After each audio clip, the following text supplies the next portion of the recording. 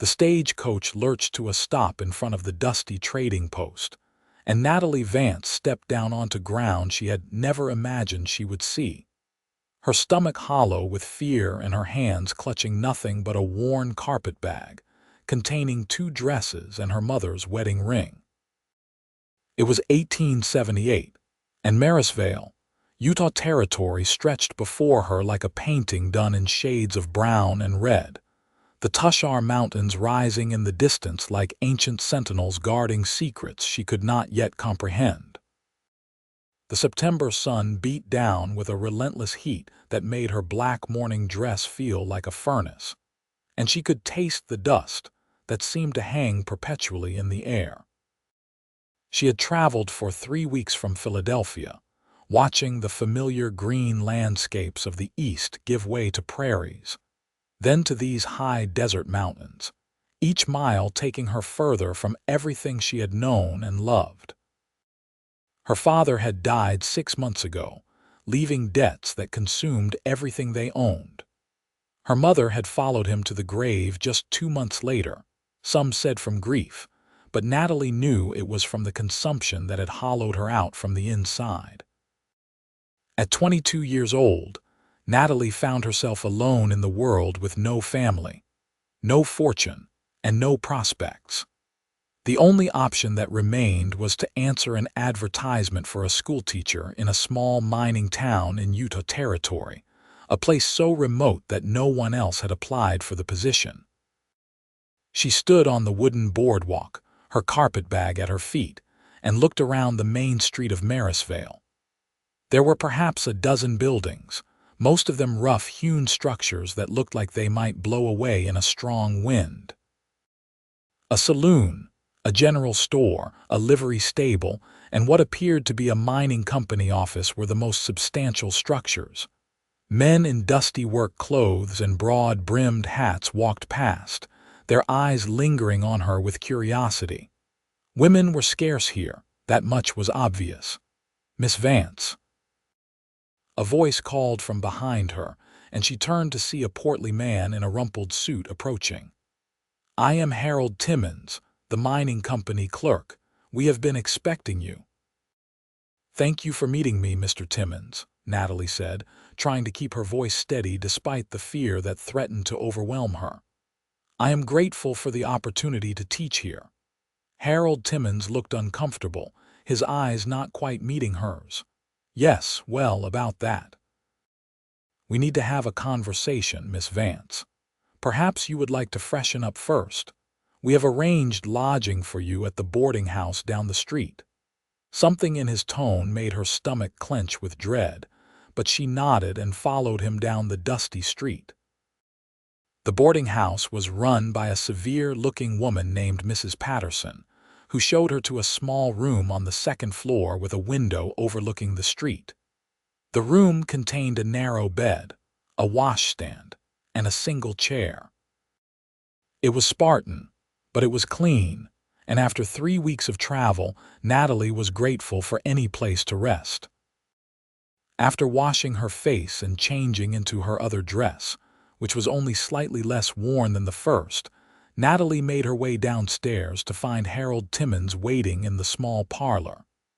He gestured for her to sit, and she perched on the edge of a horsehair sofa, her hands folded in her lap.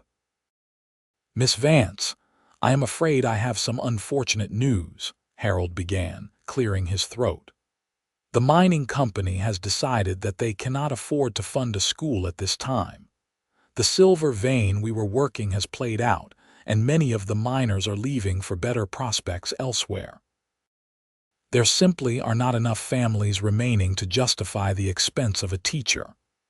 The words hit her like a physical blow. For a moment, she could not breathe, could not think. She had spent her last dollar to get here, had burned every bridge behind her. She had nowhere to go, no way to return east even if she wanted to. "But I came all this way," she finally managed to say, hating how her voice trembled. "The advertisement said room and board plus $20 a month. I have nothing, Mr. Timmons. I spent everything I had to get here." Harold Timmons had the decency to look ashamed. "I am truly sorry, Miss Vance. The decision was made only last week, after you had already departed Philadelphia. We sent a telegram, but obviously it did not reach you in time. The company will pay for your room at the boarding house for 1 week and will reimburse your stage-coach fare back east. 1 week. She had 1 week to figure out what to do, how to survive. The reimbursement would help, but it would barely be enough to get her back to Philadelphia, where she had no home and no prospects. She felt the familiar tightness in her chest that had plagued her since her mother's death, the sensation that the world was closing in around her and there was no escape. "I understand," she said quietly, because there was nothing else to say. Harold Timmons left, looking relieved to be done with the unpleasant task, and Natalie sat alone in the small parlor, trying to figure out what she was going to do. For the next 2 days, she barely left her room except for meals. Mrs. Patterson was kind enough in her gruff way, bringing her tea and saying little, as if she understood that sometimes silence was the only comfort that could be offered. Natalie lay on the narrow bed and stared at the ceiling, feeling the weight of her situation pressing down on her. She had thought she had reached the bottom when her parents died, but this was something else entirely. This was being utterly and completely alone in a strange land with no path forward. On the 3rd morning, she forced herself to get up and walk through the town. She could not simply lie in bed and wait for disaster. She had to do something, had to find some way to survive. She walked past the general store, the saloon, the livery stable, looking for any opportunity, any possibility. But what could she do? She had been raised as a lady, educated in literature and music and fine needlework. Those skills had no value here in this rough mining town. She was standing in front of the general store, gathering the courage to go in and ask if they needed any help, when she heard the sound of raised voices coming from the alley beside the building. A man's voice, angry and slurred with drink, and another voice, younger and frightened. Without thinking, Natalie hurried around the corner and stopped short at the scene before her. A large man in dirty clothes had a boy of perhaps 10 years old backed against the wall, his meaty hand gripping the boy's shirt. The boy's face was bruised, and there was blood at the corner of his mouth. "Where is the money your mother owes me?" the man was snarling. "She thinks she can get credit at my store and not pay. I will teach her what happens to thieves." "Please, Mr. Henderson," the boy was saying, tears streaming down his face. "My mother is sick. She will pay you as soon as she can work again." The man raised his fist, and Natalie acted without thinking. She stepped forward and grabbed his arm, using all her strength to pull him away from the boy. "Leave him alone," she said, her voice ringing with an authority she did not feel. "He is a child." The man turned to her, his bloodshot eyes narrowing. "This is none of your concern, lady. Best move along before you get hurt."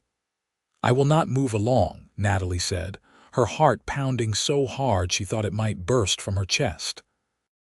"Let the boy go, or I will scream for the marshal."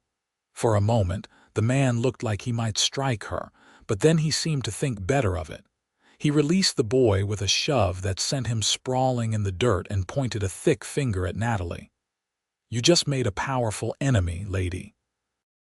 Henderson does not forget." Then he turned and stalked away, leaving Natalie shaking with reaction. She knelt beside the boy, who was struggling to his feet. "Are you hurt? Let me look at you." The boy pulled away, clearly frightened. "I am fine. I have to go home to my mother." "At least let me walk with you," Natalie said gently. "That man might come back." The boy hesitated, then nodded. He led her through a maze of narrow streets to the edge of town, where a cluster of small shacks housed the poorest residents. His home was barely more than a lean-to, with gaps in the walls that would let in the cold come winter. Inside, His mother lay on a pallet, her face flushed with fever. Natalie spent the rest of the day caring for them. She fetched water from the well, made thin soup from the scraps of food she could find in their small larder, and bathed the woman's face with cool cloths. The boy watched her with wide eyes, as if he could not quite believe this stranger was helping them. "Why are you doing this?" he finally asked as the sun began to set. Natalie paused, considering the question. "Because someone should," she said simply. "Because you need help and I can give it." She returned to the boarding house late that night, exhausted but feeling more alive than she had in days. She had done something useful, had helped someone who needed it. It was not a solution to her problems, but it was something. The next morning, she went to the general store and bought supplies with some of the little money she had left, then returned to the shack to care for the boy and his mother. She did this for 3 days, until the woman's fever finally broke and she could sit up and take broth. The woman, whose name was Sarah, wept when she tried to thank Natalie, and Natalie found herself weeping too, though she was not entirely sure why. It was on her way back to the boarding house on the evening of the 6th day, when her paid week was almost up, and she still had no idea what she was going to do, that she met him. She was walking slowly, lost in thought and worry, when she nearly collided with a man leading a horse down the street. She stepped back quickly, an apology on her lips, and looked up into the bluest eyes she had ever seen. He was tall and lean, with sun-bronzed skin and dark hair that curled slightly under his hat. He wore the practical clothes of a working cowboy, dusty boots and worn denim, but there was something about him that commanded attention. He had a strong jaw, a straight nose, and those remarkable eyes that seemed to see right through her.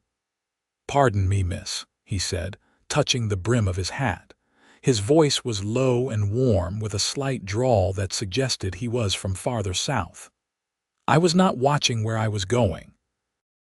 "No, it was my fault," Natalie said quickly. "I was distracted." He studied her for a moment, and she felt a flush rise to her cheeks under his gaze. "You are the school teacher from back east," he said. It was not a question. "I was meant to be," Natalie said, unable to keep the bitterness from her voice. "But it seems there is no school." Something shifted in his expression, a softness that made her heart do a strange little flutter. "I heard about that.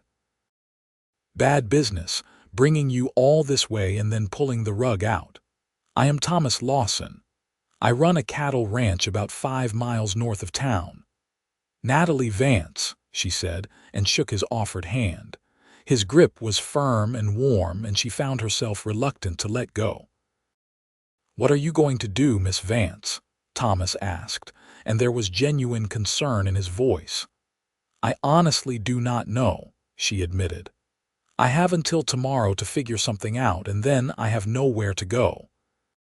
Thomas was quiet for a moment, and she could see him thinking, weighing something in his mind. Finally, he said, "I might have a solution if you are willing to consider it. My ranch is small, but I do well enough. I have been looking for someone to help with the house and the cooking. The work is hard, but I can offer you room and board and fair wages. It would not be much, but it would be honest work." Natalie stared at him, hardly daring to believe what she was hearing. "You would offer me a job, but you do not even know me." "I know that you helped Sarah and her boy," Thomas said. "The whole town has been talking about how the Eastern lady stood up to Henderson and then spent her own money and time caring for strangers. That tells me everything I need to know about your character. Besides, I am a fair judge of people, and I think you are someone who can be trusted." Natalie felt tears prick her eyes. After days of fear and desperation, someone was offering her a lifeline. "I would be grateful for the work, Mr. Lawson, more grateful than you can know." "Call me Thomas," he said with a small smile. "Can you be ready to leave tomorrow morning? I need to head back to the ranch, and it would be best if we traveled in daylight." Yes, I can be ready, Natalie said. Thank you, Thomas. You have no idea what this means to me. I think I have some idea, he said gently. I will come by the boarding house at first light. Bring whatever you have. The ranch is simple, but I will make sure you have everything you need. That night, Natalie lay in bed unable to sleep, her mind racing. She was going to work for a cowboy she had just met, going to live on a ranch miles from town. It was not what she had planned, not what she had expected, but it was a chance. It was hope. And right now, that was more than she had dared to dream of. True to his word, Thomas arrived at the boarding house just as the sun was painting the eastern sky pink and gold. He helped her load her meager belongings onto a small wagon hitched behind his horse, and they set off through the quiet streets of Marysvale. Mrs. Patterson had come out to see her off, pressing a basket of food into her hands and telling her gruffly to take care of herself. The ride to the ranch took them through landscape that took Natalie's breath away. The high desert was beautiful in a stark, unforgiving way, with sage and juniper dotting the red earth and the mountains rising all around them. Thomas pointed out landmarks as they rode, telling her about the area in his quiet, measured way. He had come to Utah Territory 5 years ago from Texas, he told her, looking for land where he could build something of his own. I was working cattle for other men my whole life, he explained as they followed a trail that wound through a narrow canyon. My father was a ranch hand and his father before him. I wanted something more, wanted to have my own place. Utah Territory was opening up and I had saved every penny I could. I bought a section of land with good water and started building. It must have been difficult starting from nothing, Natalie said, genuinely curious. It was, Thomas admitted. The first winter I lived in a dugout with my horse. I built the house the next spring, one log at a time.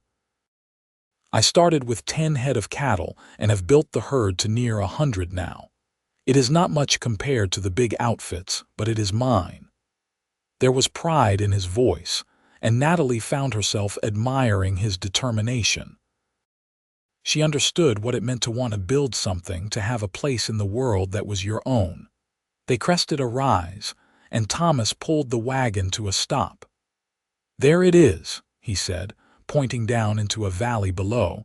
Natalie looked and felt her breath catch. The ranch sat in a green valley, watered by a stream that sparkled in the morning sun. The house was simple but substantial, built of logs with a stone chimney.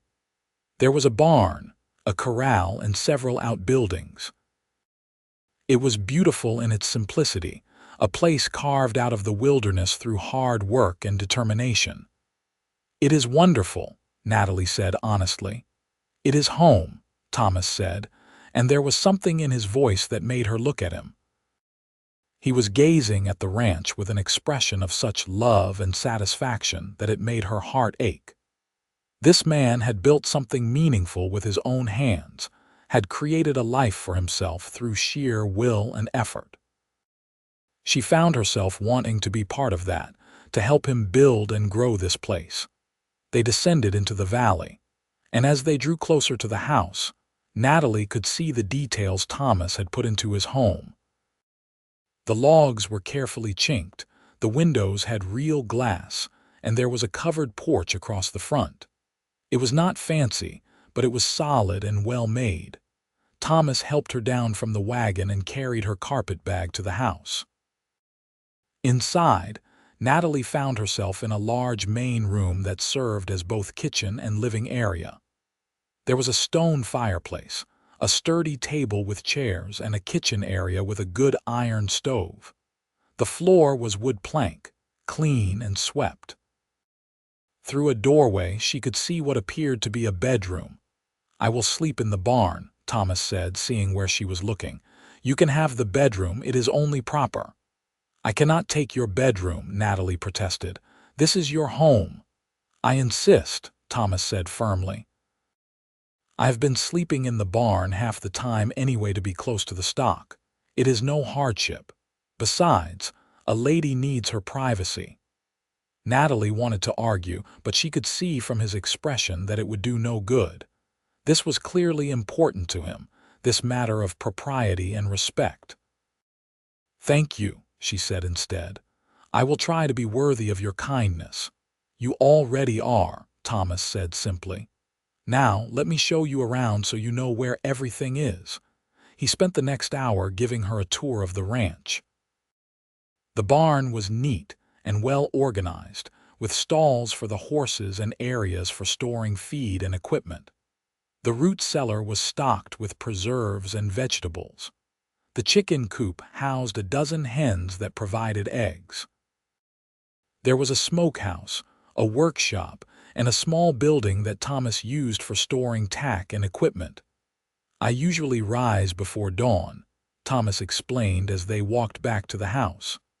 "I will milk the cow and see to the stock before breakfast. If you could have coffee and food ready by sunup, that would be helpful. I take lunch with me when I am working the range, so you do not need to worry about that. Supper is usually around 6 or 7, depending on the work. Does that sound manageable?"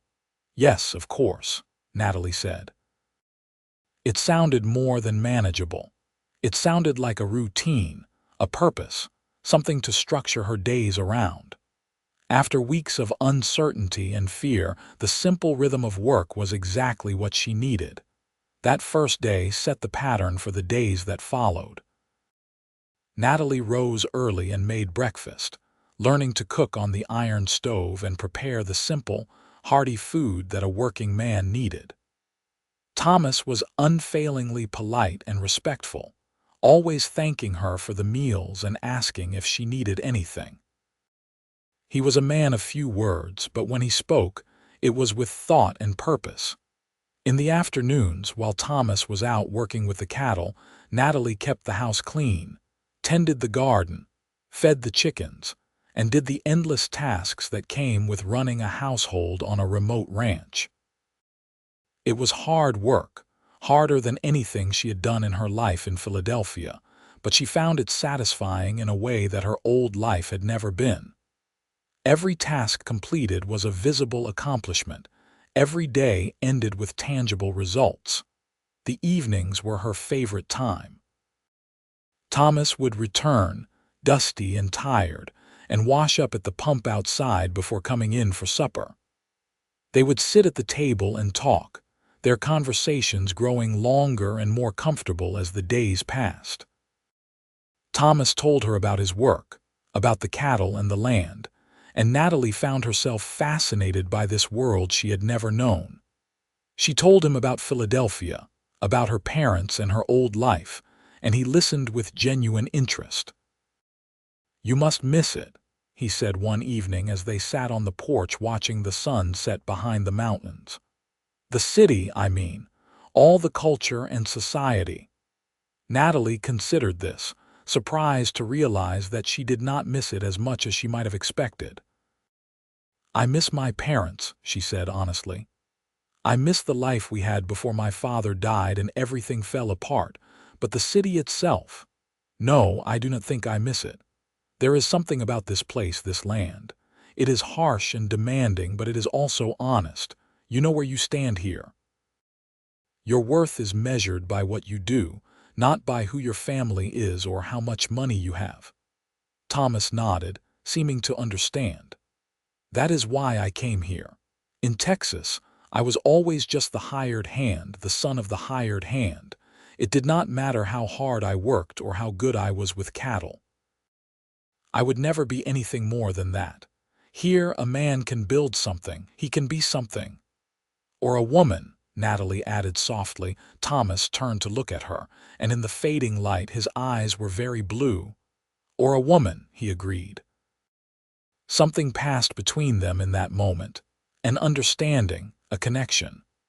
They were both people who had come from nothing, who had been dealt hard blows by life, and who were fighting to build something better. It was a bond that ran deeper than words, and Natalie felt it settle into her chest like a warm glow.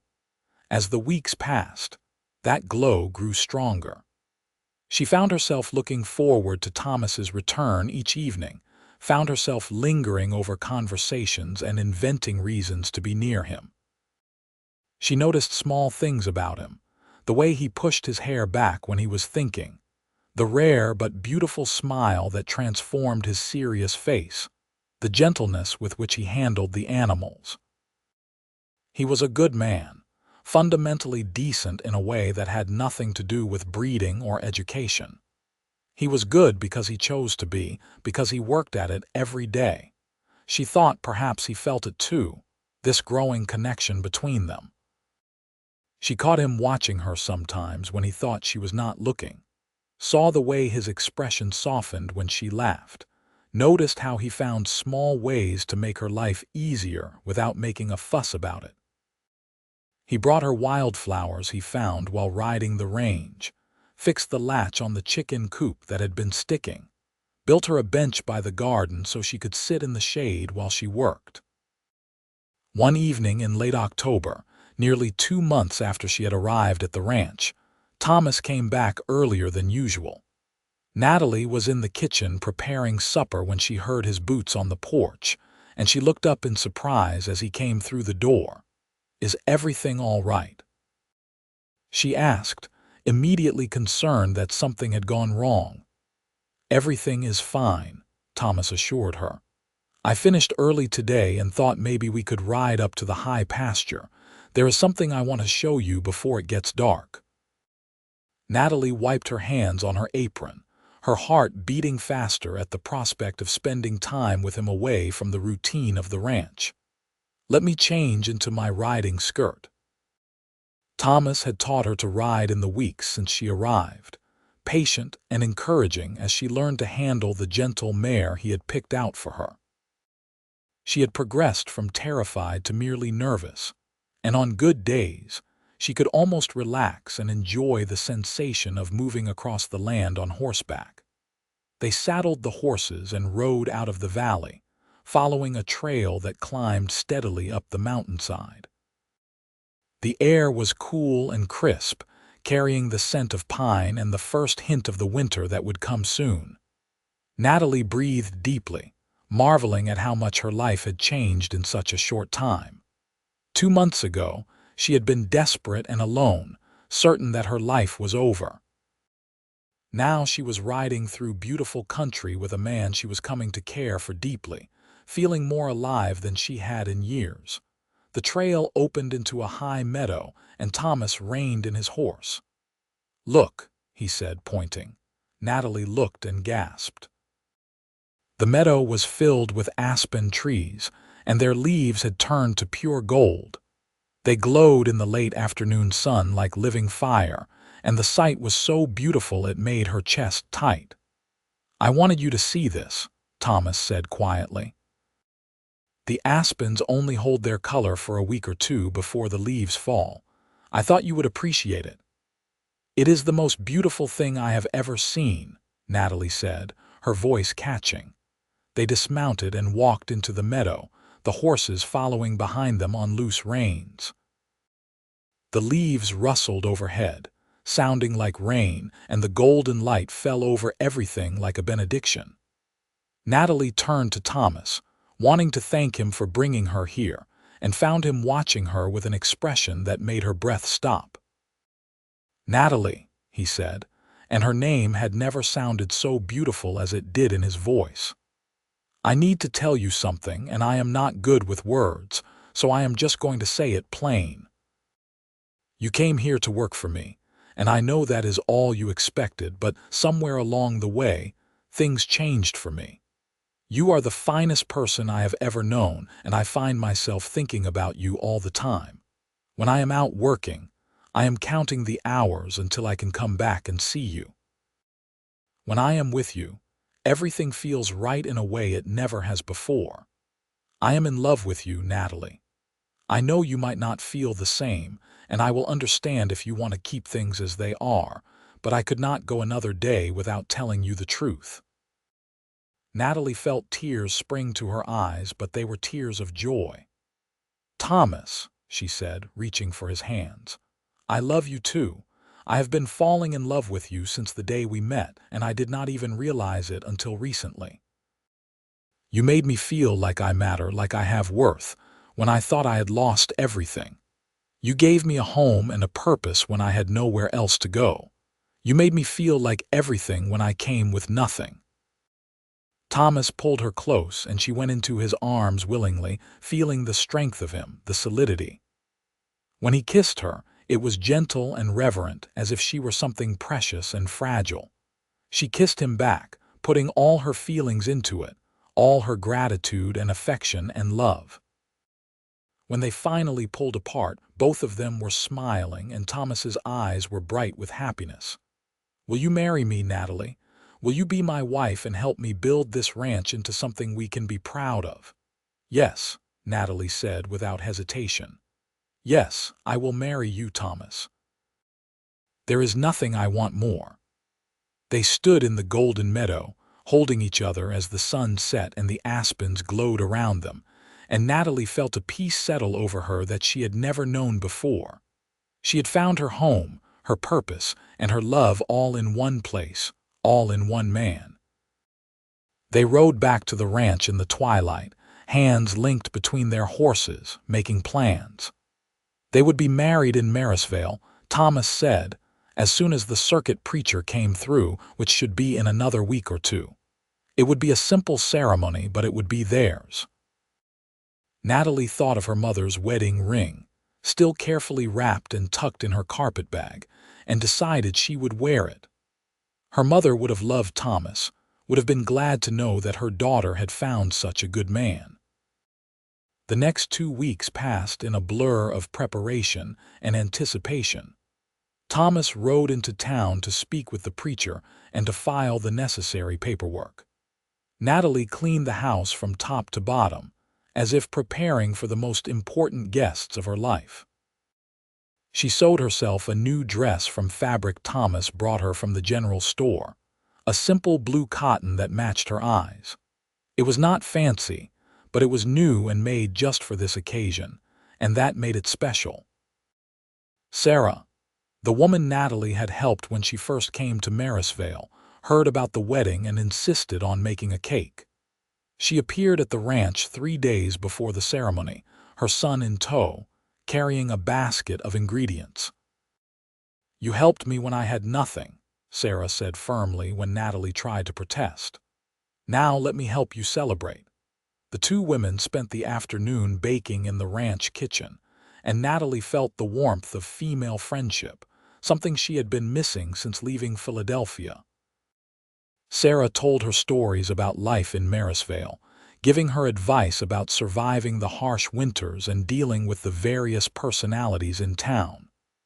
By the time they finished, they had become true friends, and Natalie was deeply grateful. The wedding took place on a bright November morning in the small church in Marysvale. Thomas wore his best clothes, and Natalie wore her blue dress with her mother's ring on a chain around her neck, until it was time to place it on her finger. The church was surprisingly full. Word had spread about the wedding, and many of the townspeople came, curious about the Eastern lady who had stood up to Henderson, and was now marrying the quiet cowboy from the northern ranch. The ceremony was simple and brief. The preacher spoke about the sanctity of marriage and the importance of building a life together based on faith, trust, and hard work. When it came time for the vows, Thomas spoke as clearly and firmly, his eyes never leaving Natalie's face. She spoke hers with equal clarity, meaning every word with all her heart. "I now pronounce you man and wife," the preacher said. "Thomas, you may kiss your bride." And he did, gently but thoroughly, in front of everyone, making it clear to all assembled that this woman was his, and he was proud of that fact. The congregation applauded, and Natalie felt her cheeks flush with happiness and embarrassment. There was a small celebration afterward at the boarding house, with cake and coffee and well wishes from the townspeople. Harold Timmons approached sheepishly to offer his congratulations and to apologize again for the situation with the school. Natalie forgave him graciously, understanding that he had only been following orders. Besides, if the school had worked out, she would never have met Thomas, and that was unthinkable now. As the sun began to set, Thomas helped her into the wagon and they headed back to the ranch, now truly their home together. Natalie leaned against his shoulder, feeling the strength of him, the rightness of this new beginning. "Are you happy?" Thomas asked as they rode through the gathering dusk. "I am happier than I have ever been," Natalie said honestly. "I thought my life was over when I came here, but it was really just beginning." "Mine too," Thomas said quietly. "I had the ranch, had my work, but it was not really a home until you came. You made it complete." That night, they began their life together as husband and wife. Thomas was gentle and patient, understanding that this was all new to her, and Natalie felt loved and cherished in a way she had never imagined possible. Afterward, they lay in bed and talked quietly, making plans for the future. "I want to expand the herd," Thomas said. "With two of us working together, we can do more. In a few years, this could be a real substantial ranch." "I want to start a garden in the spring," Natalie said. "A big one with vegetables and herbs, and maybe we could get some fruit trees started." "That is a fine idea," Thomas agreed. "And maybe, if you are willing, we could start a family. I know we have not talked about it, but I would like to have children with you, Natalie.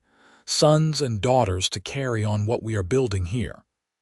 Natalie felt her heart swell with emotion. "I would like that too," she said. "I would like that very much." The winter that followed was hard, as Thomas had warned her it would be. The snow came early and stayed late, piling up in drifts that sometimes reached the windows. There were days when they could barely get to the barn to care for the animals, when the wind howled so fiercely that it seemed like the house might blow away. But they weathered it together, keeping the fire burning and the house warm, working side by side to ensure the stock survived. During those long winter evenings, they talked for hours, learning everything about each other. Thomas told her about his childhood in Texas, about a hard father and a gentle mother who had died when he was 12. He told her about working cattle drives as a teenager, about the brutal hard work and the lessons he had learned. Natalie told him about growing up in Philadelphia, about learning to play piano and speak French, about the balls and parties that had seemed so important at the time but now felt like they had happened to someone else. "You ever regret it?" Thomas asked one night as they sat by the fire. "Giving up that life for this one?" Natalie looked at him, at his honest face and concerned eyes, and shook her head firmly. "Never," she said. "That life was not really mine. It was something I was born into, but it never fit quite right. This life, this ranch, this is what I was meant for. I am more myself here than I ever was in Philadelphia." In early spring, as the snow began to melt and the first green shoots appeared in the valleys, Natalie realized that she was pregnant. She told Thomas over breakfast one morning, watching his face carefully to gauge his reaction. For a moment, he seemed stunned, unable to process the information. Then a smile broke across his face like the sun coming out from behind clouds, and he jumped up from the table and swept her into his arms. "We are going to have a baby?" he asked, as if he could not quite believe it. "We are going to have a baby," Natalie confirmed, laughing at his reaction. Thomas set her down gently, as if she were made of glass, and immediately began fussing over her. She was not to do heavy work, was not to tire herself, was to rest whenever she felt the need. Natalie tolerated his worry with good humor, understanding that it came from love and concern. But she also continued to work, knowing that the ranch needed both of them to survive and thrive. As spring turned to summer, Natalie's belly grew round, and Thomas became increasingly protective. He hired a young man from town to help with the heaviest work, insisting that Natalie focus on lighter tasks. She spent her days tending the garden, which was flourishing under her care, and preparing the house for the baby. She sewed tiny clothes from soft fabric, made blankets and diapers, and set up a cradle that Thomas had built from pine wood. They made a trip to town in late summer, and Natalie visited with Sarah, who gave her advice about childbirth and caring for an infant. The two women had grown close over the months, and Sarah promised to come to the ranch when Natalie's time came to help with the delivery. In September, exactly 1 year after Natalie had first arrived in Marysvale, her labor began. Thomas rode into town through the night to fetch Sarah and the midwife, a capable woman named Mrs. Douglas, who had delivered half the babies in the area. The labor was long and hard, and there were moments when Natalie was certain she could not bear another minute of it. But Thomas was there, holding her hand, wiping her face with cool cloths, telling her how strong she was and how proud he was of her. When the baby finally came in the early morning hours, the first sound was a lusty cry that filled the house. "It is a boy, Mrs. Douglas announced, placing the squalling infant in Natalie's arms. A big, healthy boy. Natalie looked down at her son, at his red face and dark hair and tiny fists waving in the air, and felt a love so fierce it took her breath away. Thomas knelt beside the bed, his eyes wet with tears as he looked at his son. "He is perfect," Thomas said, his voice rough with emotion. "You did it, Natalie. You are amazing." They named him William after Natalie's father, with Thomas as his middle name. Little William was a good baby, healthy and strong, and he became the center of their world. Thomas was a devoted father, coming in from work several times a day just to hold his son and marvel at him. Natalie watched them together, her heart full to bursting with love for both of them. The years that followed were full and rich. The ranch grew and prospered under their joint efforts. Thomas expanded the herd and improved the breeding stock, and Natalie managed the household with efficiency and skill. They added on to the house, building additional rooms as their needs grew. The garden expanded, and Natalie began preserving and selling vegetables and preserves in town, adding to their income. When William was 2 years old, Natalie became pregnant again. This time, Thomas was calmer, having been through it before, but no less attentive. Their second child was born in the spring, a daughter they named Grace, after Thomas's mother. She had Natalie's blonde hair and Thomas's blue eyes, and she was as sweet-tempered as her brother was energetic. Life on the ranch fell into a comfortable rhythm. The children grew, healthy and happy, learning to ride and work alongside their parents. William showed an early aptitude for working with animals, following Thomas everywhere and asking endless questions about the cattle and horses. Grace was more interested in the garden and the house, staying close to Natalie and learning the domestic skills that would serve her well. In the evenings, after the children were in bed, Natalie and Thomas would sit on the porch they had expanded over the years, watching the sun set over their land. These were Natalie's favorite moments, when the work was done and they could simply be together, reflecting on how far they had come. "Do you remember the day we met?" Thomas asked one evening when they had been married for 5 years. "Of course I do," Natalie said, leaning against his shoulder. "I nearly ran into you in the street. You were leading your horse and I was lost in worry about what I was going to do." "I took one look at you and knew you were special," Thomas said. "I did not understand it then, but I felt it. Something told me that you were going to be important to me." "You saved my life that day," Natalie said softly. "I had nowhere to go, no options left. If you had not offered me work, I do not know what would have happened to me." Thomas put his arm around her. "You saved mine too in a different way. I had the ranch, had my work, but I was alone. I did not realize how lonely I was until you came and filled that empty space. You made me whole, Natalie." She turned to kiss him, this man who had given her everything when she had nothing, who had shown her what love really meant.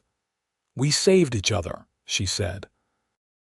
The years continued to pass, marked by the changing of the seasons and the milestones of their children's lives. When William was 7 and Grace was 5, Natalie became pregnant once more. This pregnancy was harder than the first two, and she was often tired and uncomfortable. But when their third child was born, another boy they named James, all the discomfort was forgotten in the joy of holding him. The ranch continued to prosper. Thomas was known throughout the territory as a fair dealer and a skilled cattleman.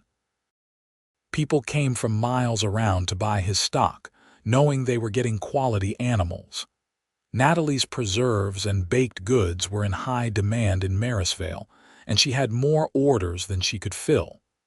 Together, they had built something substantial, something lasting. When Marysvale finally got enough families to justify a school, the town council approached Natalie and asked if she would be willing to teach. At first, she hesitated, wondering if she could manage teaching along with caring for the ranch and the children. But Thomas encouraged her, offering to hire more help so she could pursue this opportunity. In the end, she agreed to teach 3 days a week, and she found immense satisfaction in educating the children of Marysvale, passing on her knowledge and love of learning. As their children grew older, the ranch became a gathering place for the community. Natalie and Thomas hosted barn dances in the fall after the harvest, and church gatherings in the summer. Their home was known as a place of warmth and welcome, where travelers could always find a meal and a bed, and where neighbors knew they could turn in times of trouble. Sarah and her son, now grown into a fine young man, were frequent visitors. The boy, whose name was Daniel, had become like an older brother to William, Grace, and James, and he often helped out at the ranch during busy seasons. The bond between the two families was strong, forged in those early days when Natalie had offered help to strangers. On their 10th anniversary, Thomas surprised Natalie with a piano he had ordered from Salt Lake City. It had been transported by wagon at great expense, and it took 6 men to get it into the house. Natalie wept when she saw it, overwhelmed by the thoughtfulness of the gift. She had not played since leaving Philadelphia, had not even mentioned missing it, but Thomas had remembered her stories about learning to play as a girl. "I wanted you to have a piece of your old life, the good parts," Thomas explained as she ran her fingers over the keys. "I know you are happy here, but I never want you to forget where you came from or the things that made you who you are." That night, after the children were asleep, Natalie played for Thomas, the music flowing from her fingers as if it had been only days rather than years since she last touched a keyboard. Thomas sat listening, his eyes closed and a look of perfect contentment on his face. It was one of those moments of pure happiness, the kind that stays in your memory forever. As the children entered their teenage years, the ranch began to feel like a well-oiled machine. William, now tall and strong like his father, took on more and more responsibility for the cattle operation. Grace helped her mother with the house, the garden, and her teaching. Young James, full of energy and curiosity, was the family entertainer, always ready with a story or a joke to lighten the mood. Thomas and Natalie watched their children grow with pride and wonder. On quiet evenings, they would talk about the future, about what would happen when the children were grown and gone. "William will run the ranch someday," Thomas said. "He has the skill and the temperament for it. Grace will marry, probably sooner rather than later. Every young man in the county has his eye on her." "And James?" Natalie asked. Thomas smiled. "James is going to do something none of us expect.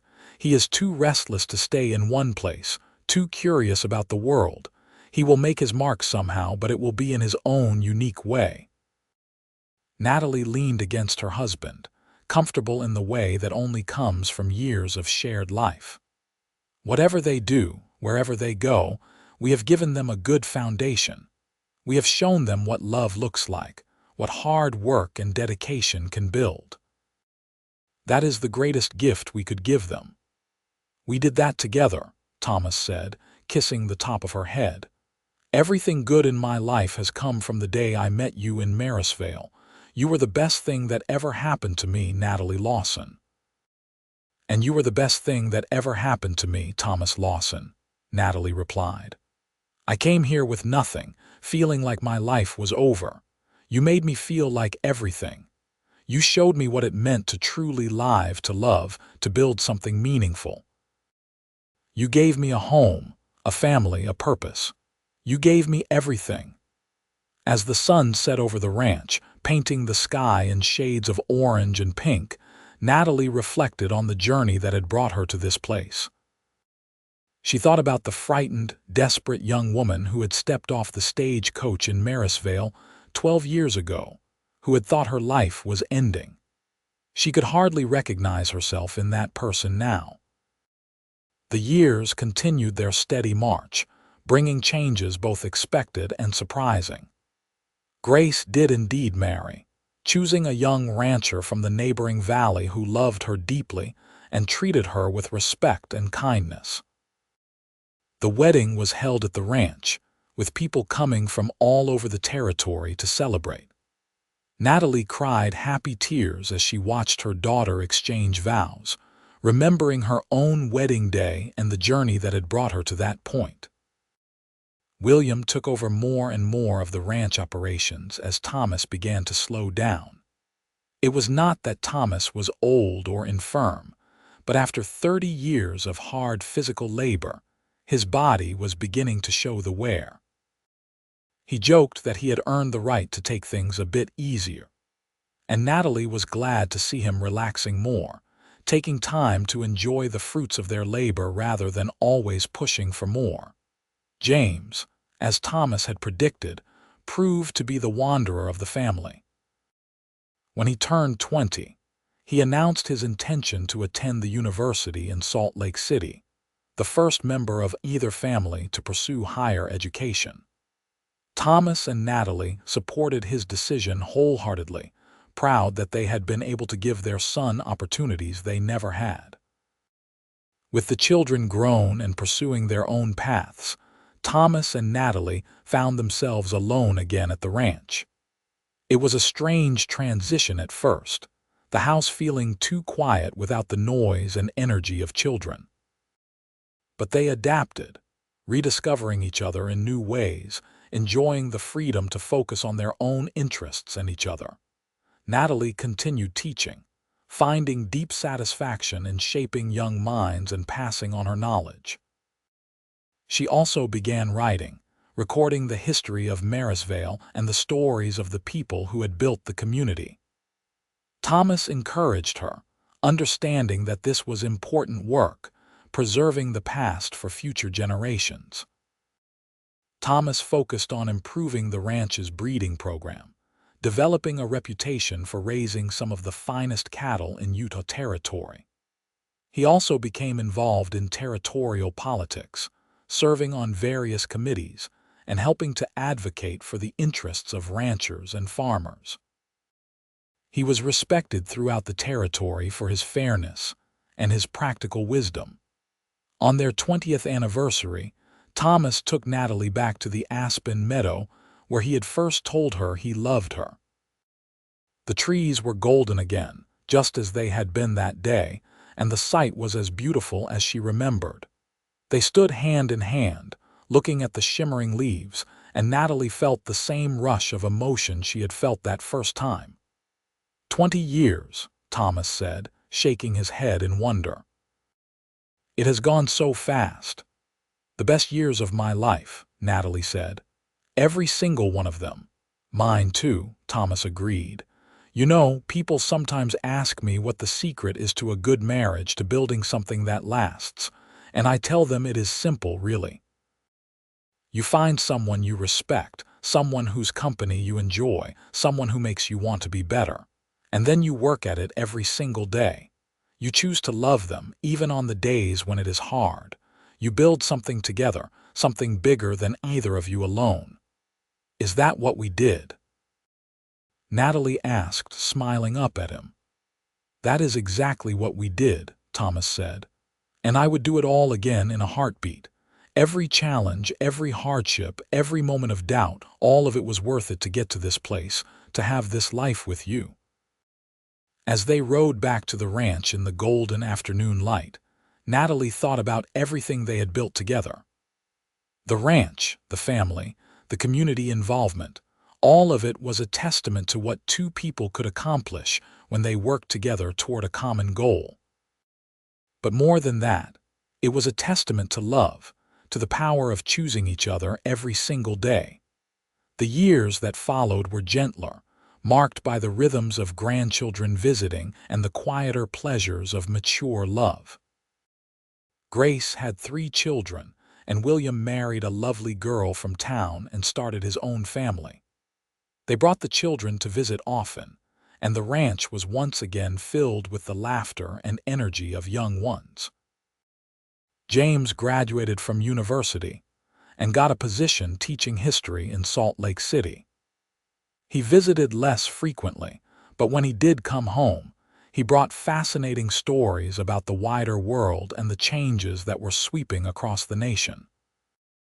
Utah had become a state in 1896, and the territory that Thomas and Natalie had known was transforming into something new. Thomas and Natalie watched these changes with interest, but also with contentment. They had built their life during a particular time and place, and they were satisfied with what they had accomplished. The Wild West was becoming less wild, more settled and civilized, and while that was probably for the best, they were glad they had experienced it in its rawer, more challenging days. On a warm evening in the summer of 1903, 25 years after they had first met, Thomas and Natalie sat on their porch watching the sunset. Thomas was 70 years old now, his dark hair gone mostly gray, his face lined with the marks of a life lived outdoors. Natalie was 67, her blonde hair now white, her hands showing the work of decades of ranch life. But they were still healthy and active, still engaged with life and each other. I have been thinking about that day we met, Thomas said, taking Natalie's hand. Do you remember how scared you looked, standing there on the street with your little carpet bag? I was terrified, Natalie admitted. I had no idea what I was going to do, and then you appeared, like some sort of answer to a prayer I had not even known to say. I think we saved each other that day, Thomas said. I was existing but not really living, going through the motions but not feeling much of anything. You brought color and warmth and meaning to my life. You made everything better, Natalie. You still do.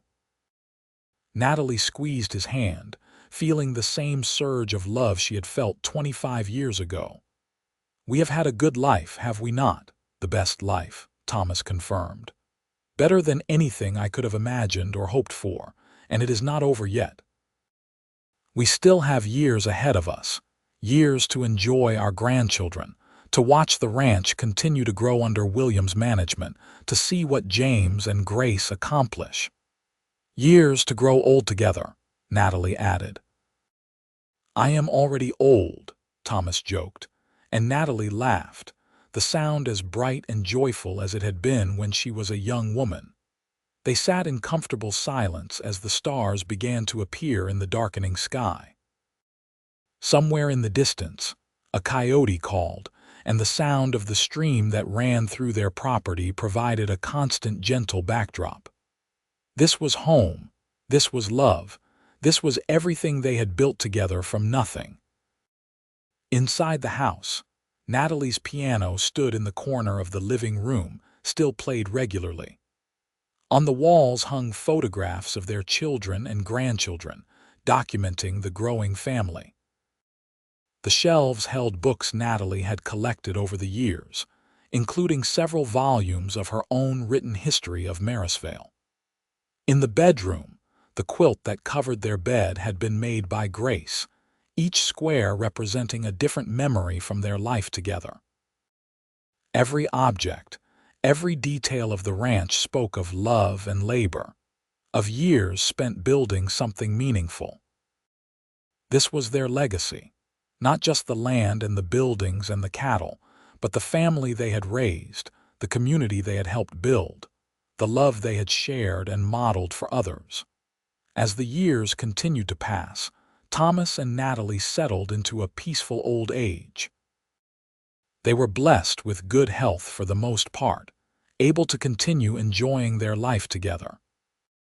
They attended church services in Marysvale every Sunday, had Sunday dinners with their extended family that often numbered 20 or more, and took drives through the countryside in the buggy Thomas had purchased for Natalie's comfort. They celebrated their 30th anniversary surrounded by children, grandchildren, and friends. The celebration was held at the ranch, and people came from all over Utah to honor the couple who had become something of an institution in the area. There were speeches and toasts, and more than one person mentioned how Thomas and Natalie's love story had given them hope or inspiration in their own lives. "You two prove that real love exists," Sarah said in her toast. She was an old woman herself now, but still spry and sharp-witted. "You prove that kindness matters, that taking a chance on someone can change everything. Natalie, you helped me when I was at my lowest, and you have been a true friend ever since. Thomas, you gave a desperate young woman a chance when she had nothing, and look at what grew from that single act of generosity. You two are the best of us." As Natalie looked around at the gathered crowd, at the children and grandchildren and friends who had come to celebrate with them, she felt a deep sense of gratitude. She thought back to that frightened young woman who had arrived in Marysvale with nothing but a carpetbag and fear. She could never have imagined then that her life would turn out this way, that she would find such love, such purpose, such joy. The final years of their story unfolded with the gentle grace of a life well lived. Thomas's health began to fail slowly when he was in his mid-70s. Not any one thing, but rather the general wearing down that comes with age. Natalie cared for him with the same devotion he had always shown her, and they faced this challenge as they had faced everything else together. On a spring morning in 1909, 31 years after they had first met, Thomas passed away peacefully in his sleep with Natalie holding his hand. He was 76 years old and had lived to see his ranch prosper, his children succeed, and his grandchildren grow. He died knowing he was loved, that his life had mattered, that he had built something lasting. Natalie mourned him deeply, the grief of losing her partner, her best friend, her great love, but she did not fall apart. She was made of stronger stuff than that, had been forged in the fires of adversity. She continued living at the ranch, though William and his family moved into the main house to care for her. She continued teaching, continued writing, continued being an active part of her community. She lived for another 12 years after Thomas's death, remaining sharp and engaged until the very end. She was blessed to see her great-grandchildren, to complete her written history of Marysvale, to watch Utah grow and change. But always, a part of her was waiting, ready to be reunited with the man who had changed her life. When Natalie Vance Lawson passed away in 1921 at the age of 85, she was surrounded by 3 generations of the family she and Thomas had created. Her last words were about him, remembering that day in the aspen meadow when he had told her he loved her, when he had made her feel like everything. They buried her next to Thomas on a hillside overlooking the ranch they had built together. The tombstones were simple but elegant, befitting their practical natures. Thomas's read: Thomas William Lawson, 1833–1909. Loving husband, devoted father, honest man. Natalie's read: Natalie Vance Lawson, 1836–1921. Beloved wife, cherished mother, teacher, and friend. But the real monument to their love was not carved in stone. It lived on in their descendants, in the ranch that continued to operate and prosper, in the community they had helped build, in the stories that were told and retold about the Eastern lady who came with nothing and the cowboy who made her feel like everything. It lived on in the values they had modeled, the love they had shared, the life they had built together from almost nothing. Years later, when their great-grandchildren asked about them, the stories were always the same. They spoke of a love that had been built on respect and shared work, on choosing each other every day, on facing life's challenges together. They spoke of a woman who had been brave enough to start over in a strange land, and a man who had been kind enough to give her a chance. They spoke of two people who had taken their broken pieces and built something beautiful together. The ranch stood for generations, a testament to what Thomas and Natalie had created. The house was expanded and modernized over the years, but the original cabin remained at its heart. The Aspen Meadow became a family tradition, with each new generation visiting it to remember the love story that had started their family. The piano Natalie had played was carefully preserved and passed down through the family, its music continuing to fill the house long after her fingers had stilled. In Marysvale, Natalie was remembered as one of the town's founding mothers, a woman who had helped establish the school system and had documented the early history of the area. The books she had written became valuable resources for historians studying the settlement of Utah. A small scholarship was established in her name to help young women pursue education, ensuring that her legacy of learning continued. Thomas was remembered as a pillar of the ranching community, a man whose word was his bond and whose cattle were always top quality. His breeding program had helped improve cattle across the territory, and his innovations in ranch management were studied and emulated by the next generation of ranchers. But beyond these individual accomplishments, it was their love story that captured people's imaginations. In a time and place where life was hard and survival was not guaranteed, they had built something beautiful together. They had shown that love did not have to be easy to be real, that the best relationships were built through daily choices and shared work, that two people could create something far greater together than either could alone. Their story became a part of the folklore of Marysvale, told and retold with varying degrees of accuracy, but always with the same essential truth at its core. A woman had come with nothing, desperate and alone. A man had seen her worth and given her a chance. Together, they had built a life that became a legacy, a love that lasted beyond death, a family that grew and prospered through generations.